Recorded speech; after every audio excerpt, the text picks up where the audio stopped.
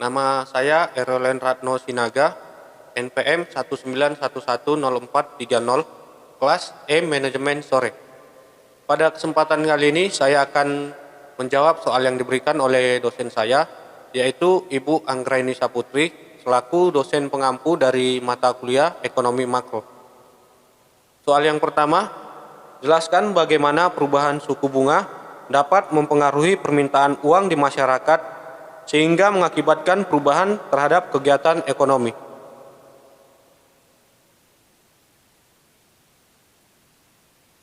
Jawabannya, semakin tinggi suku bunga, maka masyarakat akan enggan untuk meminjam uang ke bank.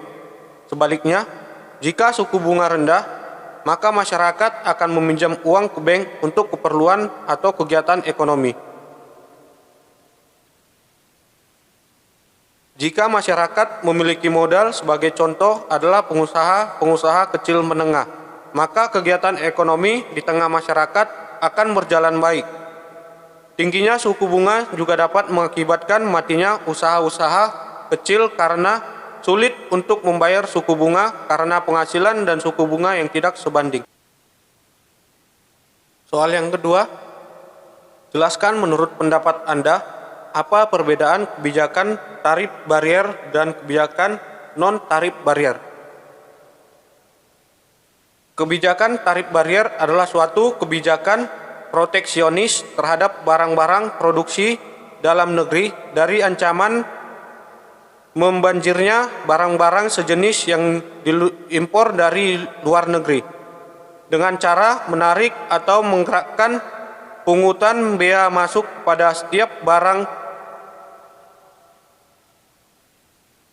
impor yang masuk untuk dipakai atau dikonsumsi habis di dalam negeri. Sedangkan tarif non-barier adalah berbagai kebijakan perdagangan selain bea masuk yang dapat menimbulkan distorsi sehingga mengurangi potensi manfaat perdagangan internasional. Soal yang ketiga, jelaskan bagaimana instrumen kebijakan ekonomi internasional. Instrumen kebijakan ekonomi internasional meliputi yang pertama, kebijakan perdagangan internasional. Kebijakan perdagangan internasional mencakup tindakan pemerintah terhadap rekening yang sedang berjalan daripada neraca pembayaran internasional, khususnya tentang ekspor dan impor barang atau jasa. Yang kedua, kebijakan pembayaran internasional. Kebijakan pembayaran internasional meliputi tindakan atau kebijaksanaan pemerintah terhadap rekening modal dalam neraca pembayaran internasional yang berupa pengawasan terhadap pembayaran internasional. Yang ketiga, kebijakan bantuan luar negeri. Kebijakan bantuan luar negeri adalah tindakan atau kebijaksanaan pemerintah yang berhubungan dengan bantuan, pinjaman, bantuan yang bertujuan untuk membantu rehabilitasi serta membangun dan bantuan militer terhadap negara lain.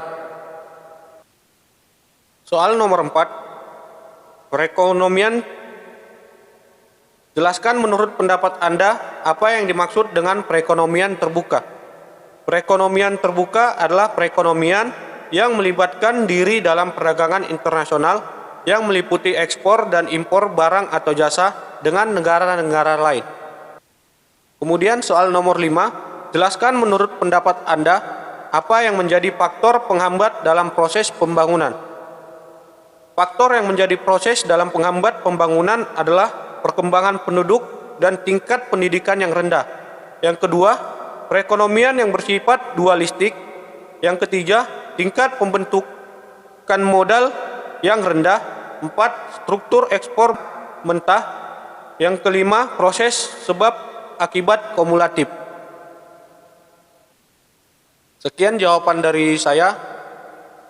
Semoga bermanfaat dan terima kasih.